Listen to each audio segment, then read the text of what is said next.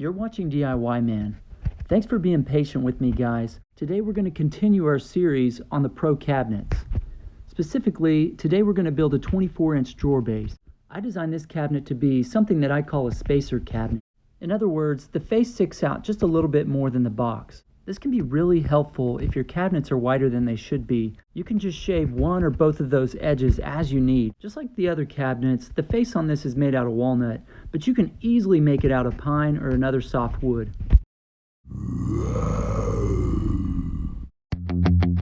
To start our 24-inch drawer base, let's cut two pieces of 1/2-inch plywood that are 23 inches wide and 35 inches long. Next, we'll cut a rectangle out of the bottom front of both of these pieces. For both pieces of plywood, that rectangle needs to be 4 1/4 inches wide and 3 1/2 inches tall. Then let's cut another piece of 1/2-inch plywood to 23 inches long and 22 inches wide.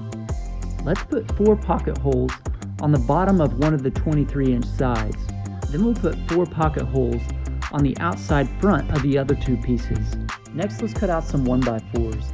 We need one that's 24 inches long, 3 that are 18 inches, and 1 at 22 inches. Next, we'll cut out some 1x4 furring strips. We'll need to cut 6 at 23 inches.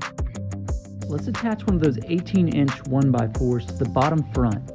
Then we'll attach those 23-inch furring strips 4 1/2 inches, 15 1/4 inches, and 26 3/4 inches from the top.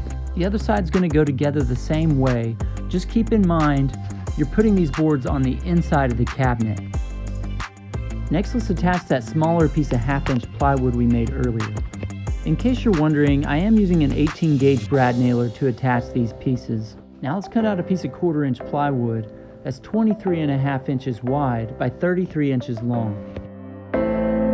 We need to attach this 22-inch 1x4 first, then we'll throw on the back. This other 18-inch 1x4 is going right in the center here. When you attach this 24-inch 1x4 on the front there, make sure the left and right sides are overhanging the same amount. For this next part, I created my own 1x2s by ripping down my walnut boards. Normal 1x2s will work for this design, but I just want you to be aware that my board is actually an inch thick instead of 3/4 of an inch. Let's cut those up. We need 2 that are 32 inches long and 4 that are 21. Let's put 2 pocket holes on both sides of all the 21-inch pieces.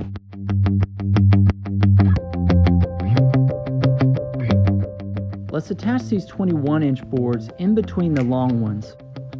The top and bottom boards are flush with the top and bottom respectively.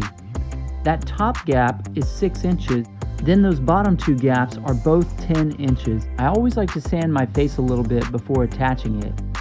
Let's build our drawers. For these bottom 2, I use 1x10 so they'd be nice and deep. The sides on the upper drawer are made out of a 1x6. For all these drawers, they need to be 19 3/4 inches wide and 21 inches long. If you want some more detail on how to build drawers, I'll throw a link in the description.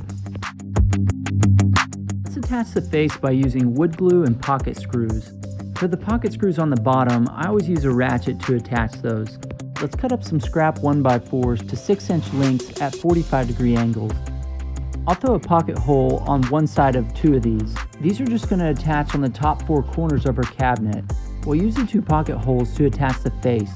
I don't want to see nail holes from the front. Then we'll just attach our drawer slides directly to the furring strips. You really want these drawer slides to be level and even with each other. Then we'll attach the drawer slide hardware to the drawer itself. Next, we're going to cut out our drawer faces. I need 1 board at 7 inches wide and 22 inches long, and 2 that are 11 inches wide and 22 inches long. Because I'm using a specialty wood, I didn't have a 1x12, so I had to glue 2 pieces together to make the 11-inch boards. I'm going to sand these off just a little bit before I install them.